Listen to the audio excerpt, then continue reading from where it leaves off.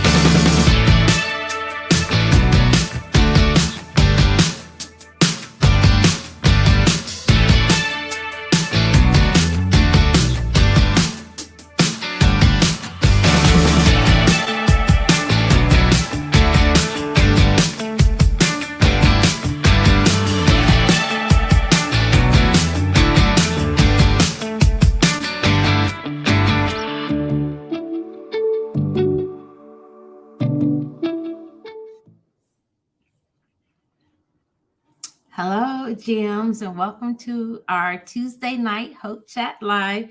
My name is Angelia Stone, and I am the CEO of Hope Magazine, and we are back.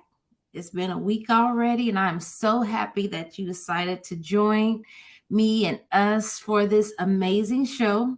Each week, we strive to bring you our friends and supporters, great women, men of influence, and expertise. As we prepare for the show, take a moment to like, tag, share your girlfriends to your our private group, because you definitely don't want to miss one episode.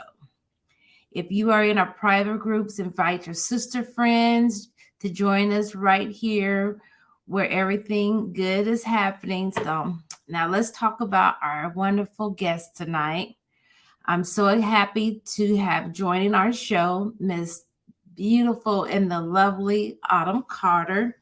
Autumn is an author, a keynote and inspirational speaker. And a little sidebar, Autumn is also one of our Hope 25 ladies from 2022. So I definitely wanted to add that in. Autumn Carter, published author of her self debut book, thank you, a 30-year-old stage 4 breast cancer journey to remission. Autumn has been a keynote and inspirational speaker for various events, sharing her testimony of stage 4 breast cancer survivors.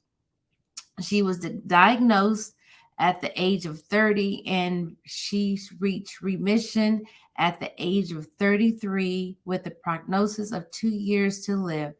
But she outlived the prognosis, and she is here to prove it. So I can't wait for her to share her amazing testimony.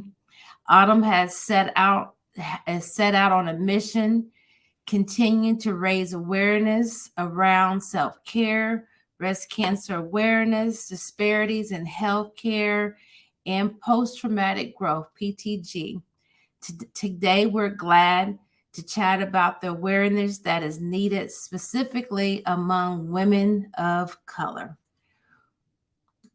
So we're in for an amazing show tonight. So be sure to tag, share, and all that. We're going to take a quick commercial break as we bring the lovely Autumn into the studio. If you haven't already done so, as we said, take a moment to share this chat with your girlfriends, sister, women that you know who need to be empowered and inspired.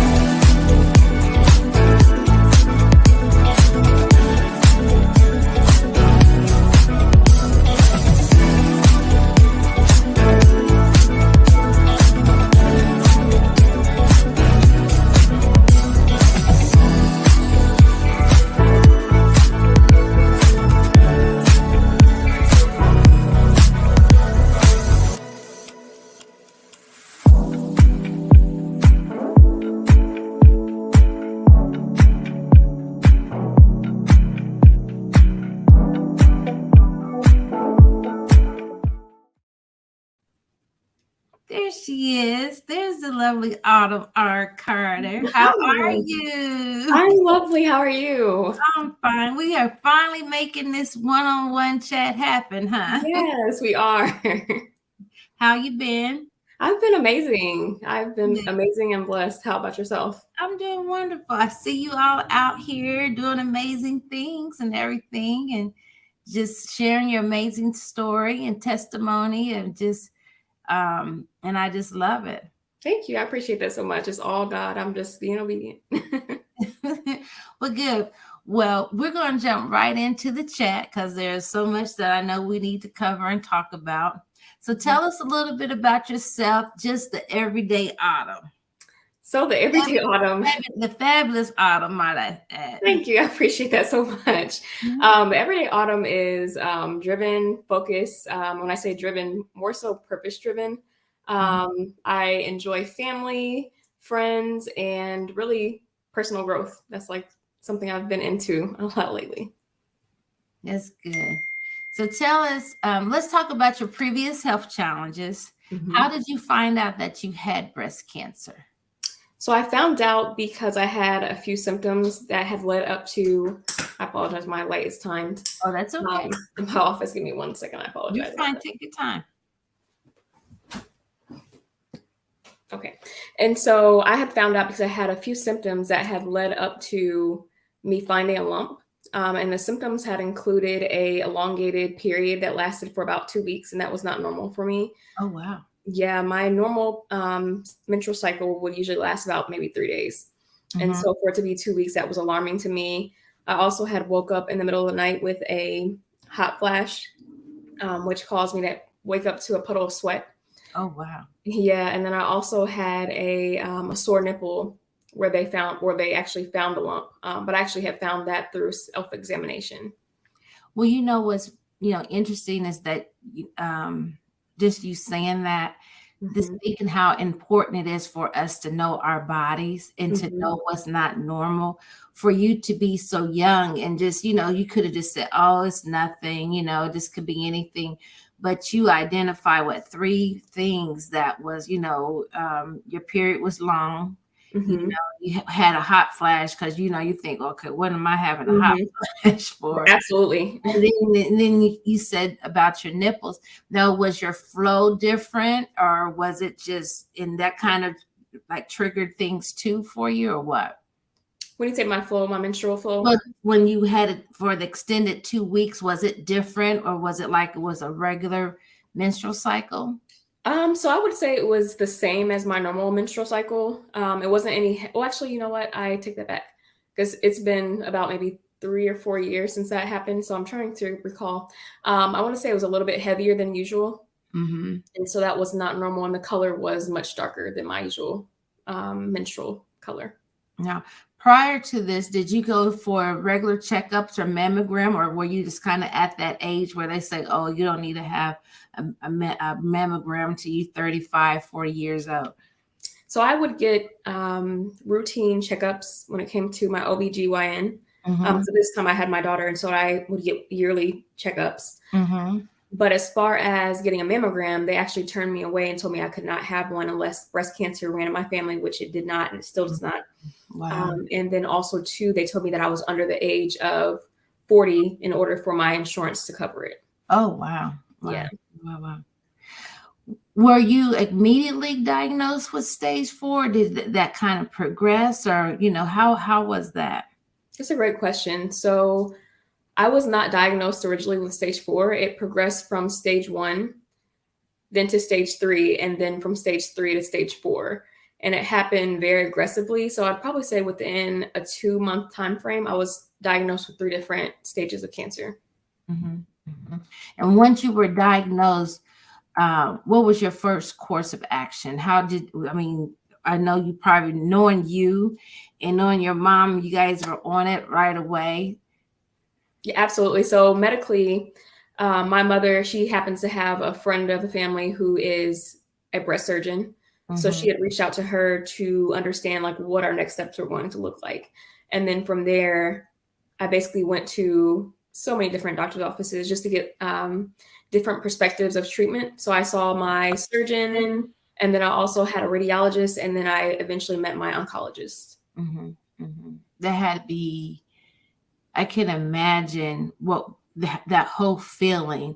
What kept you grounded just during that time frame? I know you had your baby and your family, and I know your faith. I know that all played a huge part, but share with us, how you felt.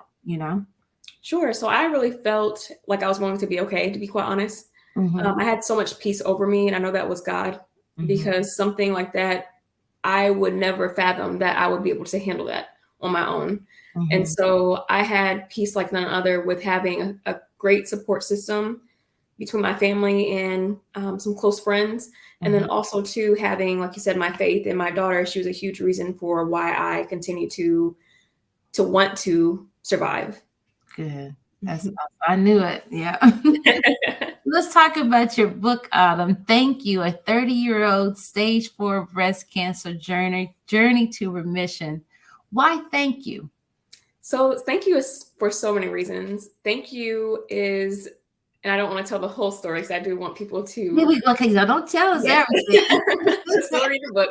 But thank you is, and I didn't include this in my book, but it's so important to understand this background of how my book came about. Mhm. My mother had actually found a journal that I had wrote, and I was living with them during my treatment. And so Uh-huh. I had moved out, and my mom had found a journal that I had left to her house, which is now my book. And Mhm. so in that journal, she had read through it, and she had saw that a lot of the things that I had prayed about in my journal had came to pass. And so she didn't tell me she had it. I had no idea that existed. I forgot all about it. You're just not thinking about, let me go find the journal that I wrote, wrote my breast cancer journey in. And so she presented that to me, and I read back through it, and I could do nothing but cry because so many things had come to pass. And so I had to tell God, thank you. Mhm. And then I also named it Thank You because I had so much gratitude Mhm. during that time period that it really shook me to my core when I read through it, because I couldn't believe that I had so much gratitude towards a situation that could have turned me bitter, if that makes sense. It does. It does. It does. You stated that you feel you must continue to raise awareness around self-care and breast cancer awareness. With the internet and so many healthcare choices, why do you feel we are still struggling to bring awareness and encourage self-care? I definitely say self-care is a journey of its own. I feel like, to me, as you evolve as a woman, or as a person or individual, you implement certain self-care routines that really speak to the space and the place that you are in your life. And so I feel like that's constantly changing as you evolve. And some people just don't know to take care of themselves. They think, taking care of themselves means putting a roof over your head and paying your bills, but it's so much more than that. It's really taking time for yourself to understand what your needs are on a deeper level. And I think, to me, we get so caught up in the everyday life that we forget to take care of ourselves. And I agree. I think that we are so just prone and just embedded. And what I love is how the conversation has shifted. And then you have more even women of color, Black women talking about taking care of themselves and, just spa days, just whatever. What I enjoy most is coming home from work and putting on my cute pajamas and just relaxing. yes. When I say that's just so fun to me, and I used to didn't do that. I used to just like, oh, I'm just always on the go. But what I actually love is so important. Even this past year was real stressful for me. And I said, a friend of mine was saying, you have to, it's two things, health or hope. And that's like, okay, well, I won't be able to do hope if my health isn't right, Absolutely. And so I really thank you so much for sharing that, and being so young to be able, like you said, to evolve to that, that you even know that's a lot of wisdom that, at your age. Your age, I probably had 3 kids, 4 kids. And I was like, what about self-care? So Absolutely. yeah, so that's good. How do you feel we can dispel these disparities? Well, let's talk about the disparities in healthcare and post-traumatic growth, or PTG. Explain this to us. Sure, and I apologize. My office is time, so it goes off. You're fine. So, as far as the disparities in healthcare, what that looks like is basically people of color being overlooked for optimal healthcare access, and then also preventative measures. You don't really hear about preventative measures in our communities. You just hear about being treated. It's much more common now for us to understand that preventative is a huge step in, I would say, a misstep that has taken place in order for us to really cut down on the amount of diagnosis, if that makes sense. And so I think, for me, with disparities in healthcare, that really roots to who really and truly is in office, and who's making bills that align with what we're wanting to see change. So for me, I truly believe it should not be 40 years old to where you get a mammogram. That's absolutely crazy to me, because I have been impacted by breast cancer at such a young age. And possibly that could have saved my life. Well, I've been saved anyways, but possibly that could have prevented me from going from stage 1, stage 3 to stage 4 if they would have caught it at stage 0. And so for me, it really stems to who are electing into office, local office, and also on a broader scale, the president in office, and our Senate members, and our local elected officials who are in the state house, our state representatives, and our state senators. Passing laws and creating laws that really hone in on the disparities in healthcare. I've had so many different experiences with different healthcare providers that were not very positive. And to me, I either took it from my age or my race. And to me, neither should exist. I agree. And what's so unfortunate is that we hear that a lot. I mean, as far as with, I've had my own experiences being a person of color and with the wrong diagnosis, just not really taking my health seriously. Mhm. And so I think it's really important for us, and for, I think you do a wonderful job too, is to communicate, keep spreading, take your health and your care, put it in your hands, Mhm. learn about, because I didn't know anything about, I would just go to the doctor, just have an exam. I Mhm. had no clue, Autumn, about all the extra tests, Mhm. and I had a person of color that was my nurse practitioner, Mhm. and they started offering these extra tests for Mhm. various exams, and I was like, well, I'll take it, because I didn't know those things exist. So, but I really, that's so inspiring that, do you get a chance to talk to other young women, because like you said, I agree 100%. I don't think the whole thought around having a mammogram at 40, having a pap smear every 2, 3, 4 years, however they're doing it now. Mhm. Because I think, why? Because how you used to have it once a year, Mhm. because you can save lives if you're able to to have these exams sooner, Absolutely. you know. Do you get a chance to talk to other young women, college age students, women perhaps, about, get a mammogram, Absolutely. So I'm partnering with Pink Forever, which is a local amazing organization that Mhm, really has honed in on the disparities in healthcare mhm, within Indiana. And so with them, I'm actually helping and aiding that in that area to help provide education towards my more of like my age group and college students mhm, because that is needed. And a lot of my friends who have been alongside my journey or just found out, like associates that I knew, they were shocked and stunned that I had breast cancer and they couldn't believe that, as much as I couldn't believe that it mhm. happened to me at such of a young age. And I truly believe that the more awareness that we raise, the more lives that we can save. I think it's important too that you talk about it, spread it, and just share.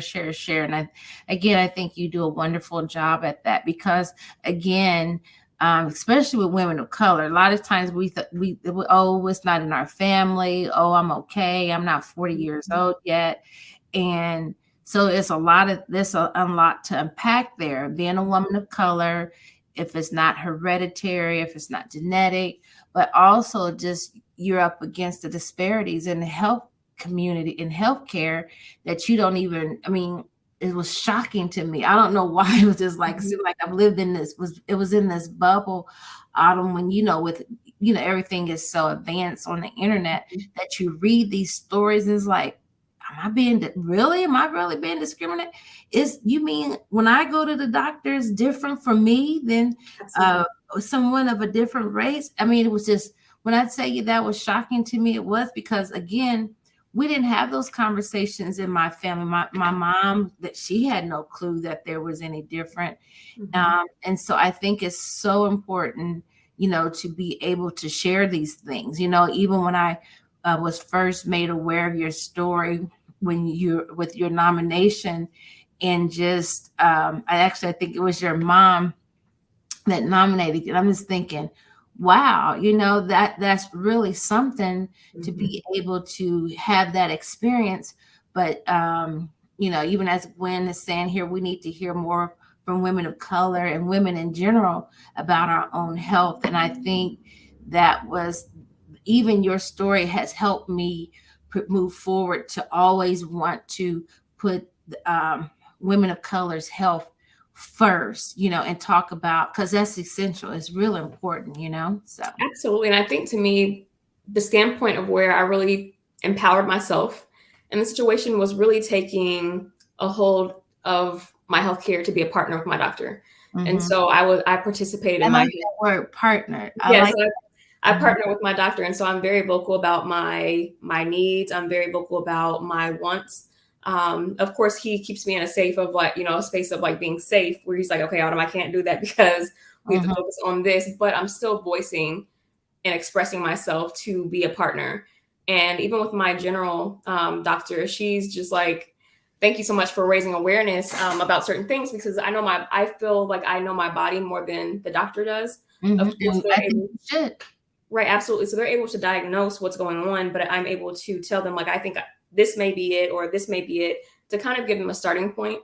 And then also too, just understanding that racism does exist, and it does not discriminate against any type of profession. So there's even, unfortunately, there are some doctors that will put Black patients to the wayside. There's even a study that was done amongst Black patients where I want to say it was in a text, don't quote me on this, but I want to say it's in a textbook for medical doctors, where they basically state that Black women or Black patients in general feel less pain. And that's absolutely crazy. So just understanding that there's a lot of stigmas attached to Black women when it comes to healthcare, and then also to understanding that racism does not discriminate when it comes to professionalism, including medical. It's unfortunate, but that traces way back to, slavery and all that, where they felt like, they didn't use anesthesia for Black women through pregnancy, and this used a lot of tests. This really was just inhumane, so. Absolutely. Yeah. Wow. So what's next on the horizon for Miss Autumn Carter? So I am actually going to be a panelist for a discussion that's taking place at Martin University on the 24th of February. And this is discussing disparities in healthcare. So I'm super excited about this.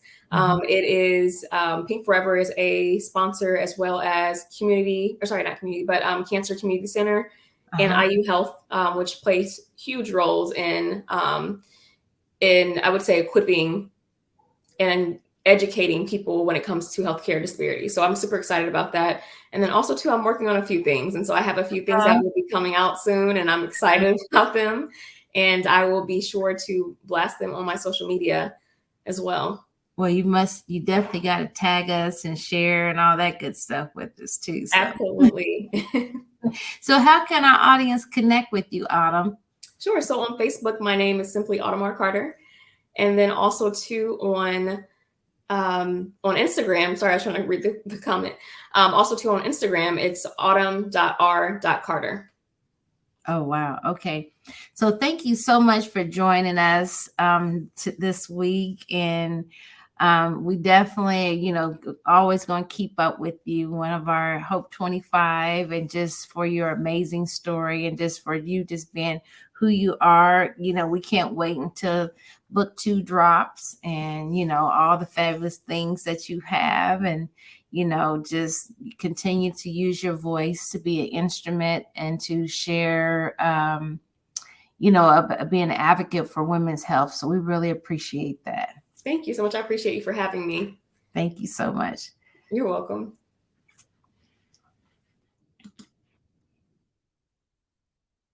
Thank you all so much for joining. Wasn't that a wonderful discussion? Wow.